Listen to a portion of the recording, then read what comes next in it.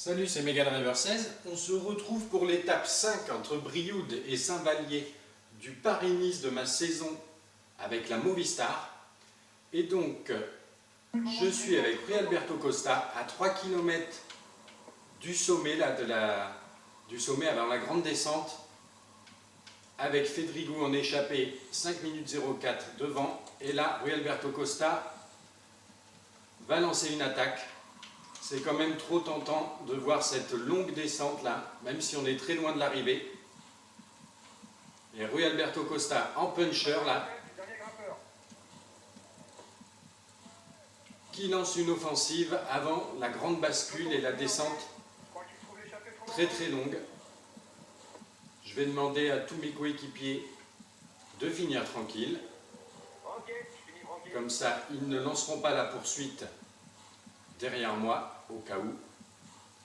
Le peloton n'est pas très loin là. Les derniers mètres de cette ascension sont quand même bien durs, hein. On est sur des pentes à 8%. Et là, Bounen doit avoir un peu de mal quand même, le maillot jaune. Et on va basculer. Je vais essayer de faire une très bonne descente tout en récupérant de l'énergie, parce que le final va être long avec les deux dernières petites bosses. Je vais d'ailleurs passer le petit plateau pour espérer récupérer. Et donc c'est parti pour la grande descente là, quoique ça remonte un petit peu là.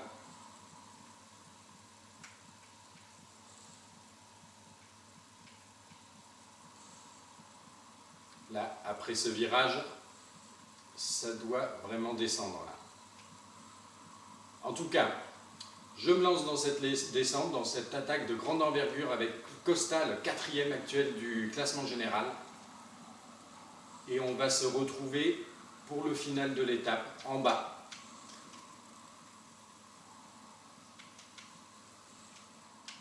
Et on se retrouve à 4 km de l'avant-dernière peut-être difficulté. Donc ça y est, on est tout en bas de la descente.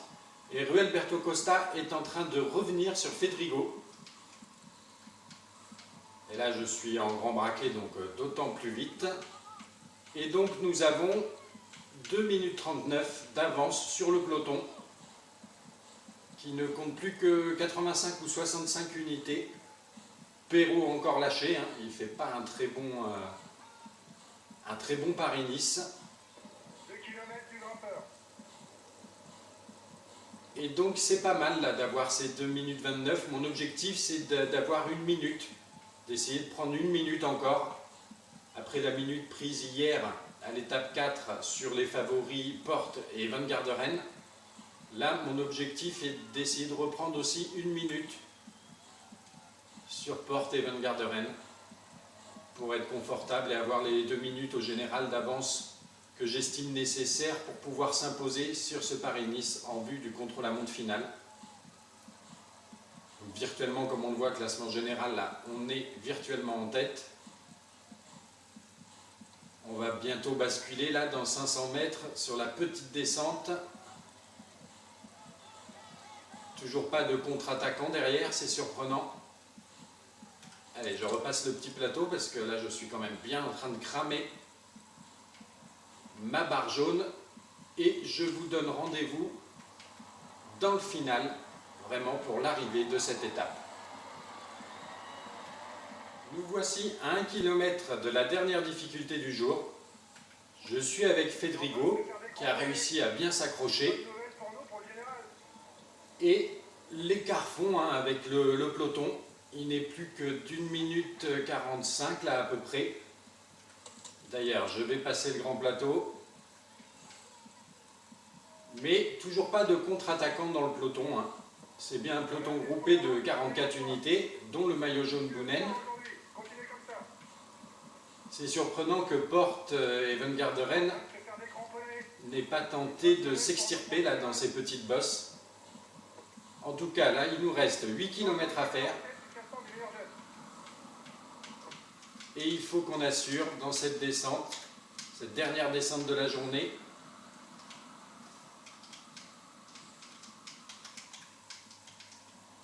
pour essayer de conserver un écart. Parce que je pense que la minute va être dure à conserver quand même hein, sur Van Garderen. à 6 km de l'arrivée. Allez Costa, c'était ambitieux cette attaque, mais ça se tentait quand même avec cette grosse descente qu'il y avait. Fedrigo n'a pas suivi là dans le final. 5 km les gars. On passe à 5 km de l'arrivée. L'écart qui est remonté un petit peu là à 2 minutes. Avec le maillot jaune, peut-être que ça s'est extirpé derrière, oui, ça s'est bien extirpé. C'est Chavanel, le maillot vert.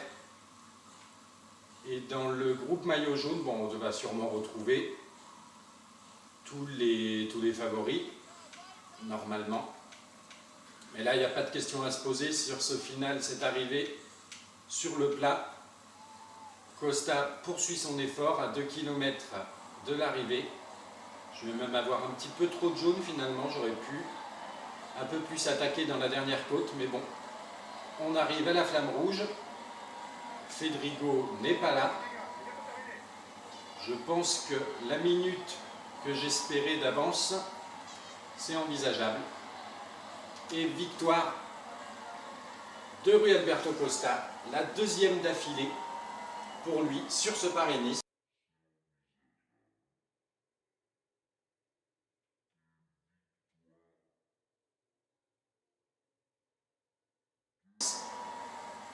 À Saint-Vallier, on voit Fedrigo qui arrive donc quand même à 1 minute 10, il résiste au retour du peloton.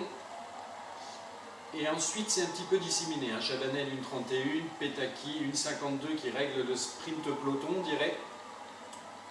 On va voir ça tout de suite au niveau des écarts.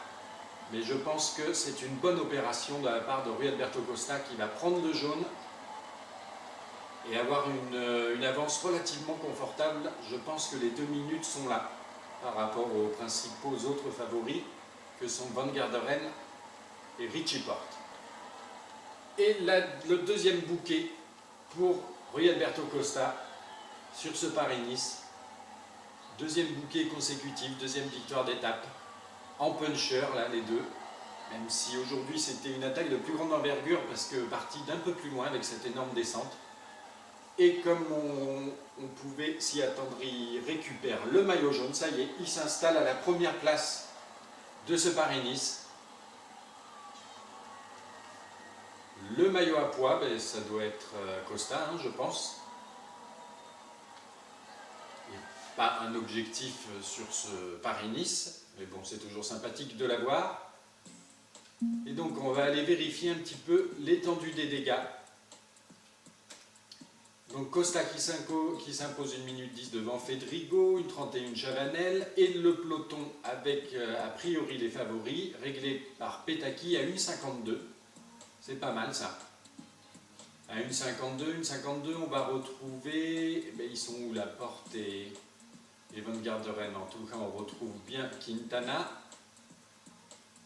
Et après c'est à 2,49 et 4,33. Ce serait surprenant quand même, les favoris, j'ai dû les rater. 7,24, où il y a eu des gros dégâts quand même, là, hein. De gros dégâts.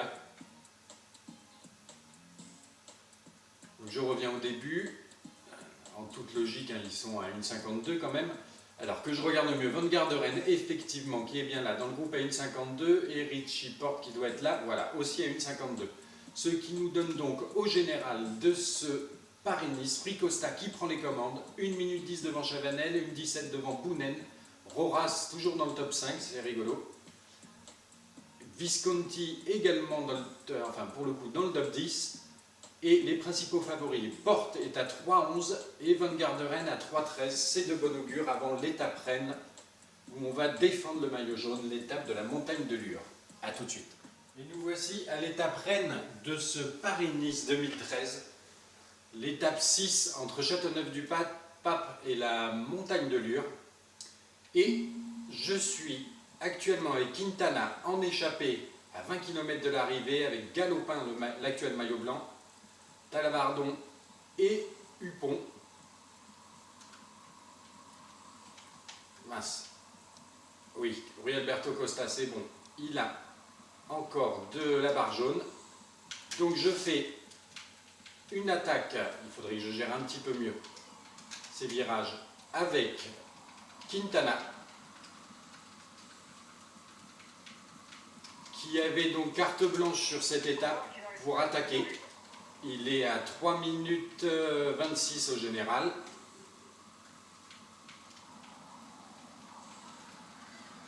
Et donc il avait carte blanche Quintana pour éventuellement la victoire d'étape.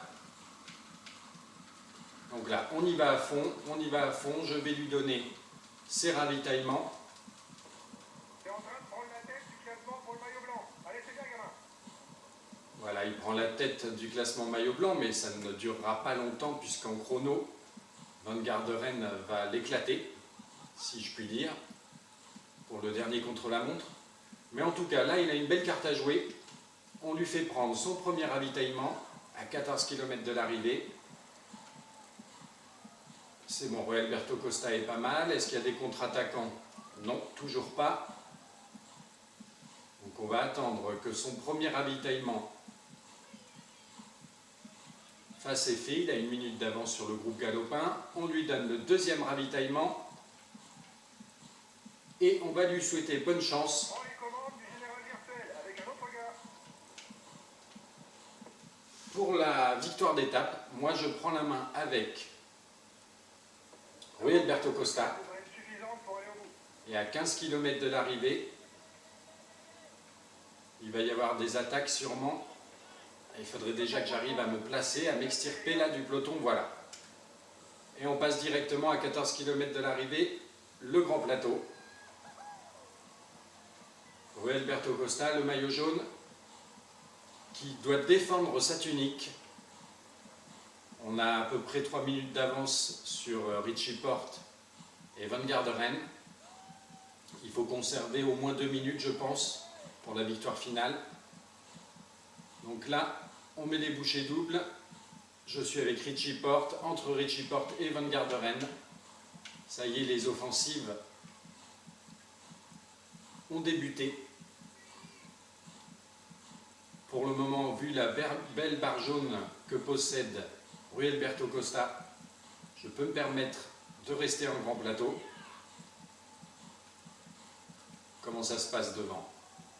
Quintana à 1 minute 33 d'avance sur Galopin. Encore 10 km avant l'arrivée pour les hommes de tête.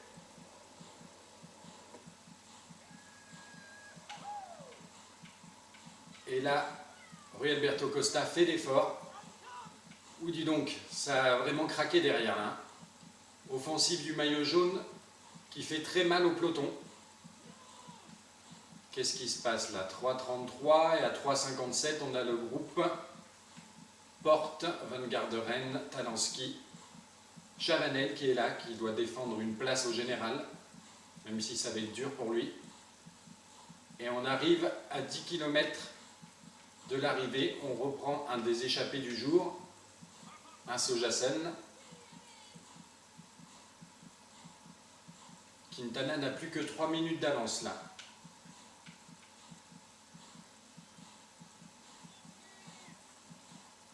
En tout cas derrière ça fait mal, hein.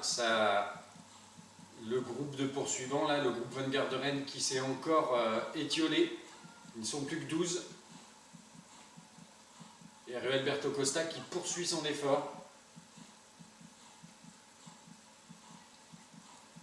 À 8 km de l'arrivée.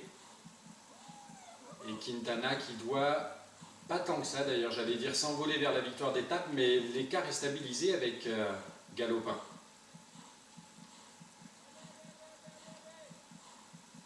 Derrière c'est loin, hein. Ils ont mal derrière, hein. Ça m'étonne de Van Garderen et Porte. Il vient de se faire lâcher. Ne comptez plus sur lui. Je vais être obligé de passer le petit braquet Il est en train de se faire décramponner. pour prendre un ravitaillement. Il est à plat. Ça risque de lui coûter cher pour le général si personne ne l'aide tout de suite. On revient sur qui là?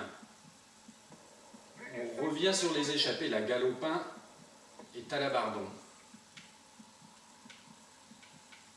Galopin qui assure quand même, hein.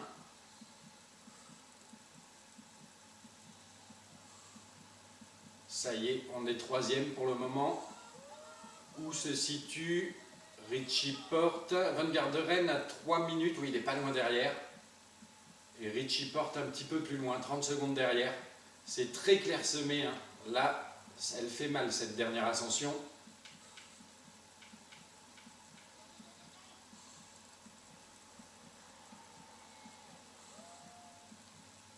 À 4 km de l'arrivée, le maillot jaune qui n'est vraiment pas en danger là, il assure très très bien dans ce final, mais c'est Van Garderen qui revient, j'ai l'impression.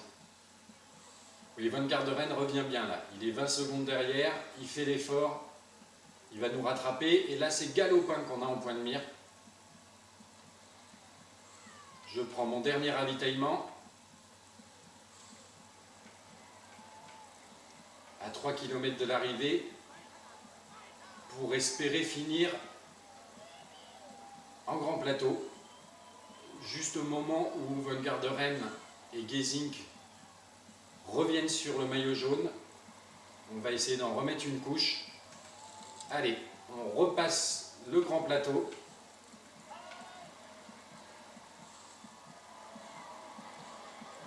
Un petit coup en danseuse.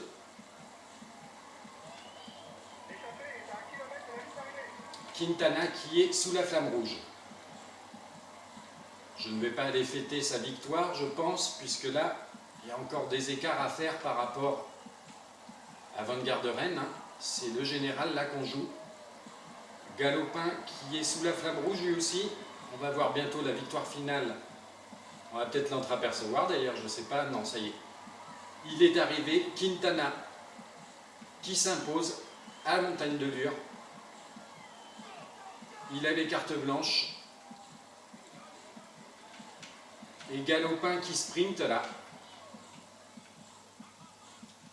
Ouh là là, et ça va se jouer un peu. Mais Rui Alberto Costa qui prend de justesse la deuxième place à Tony Galopin. Et voici les classements de cette étape. J'ai oublié de filmer les podiums, c'est dommage.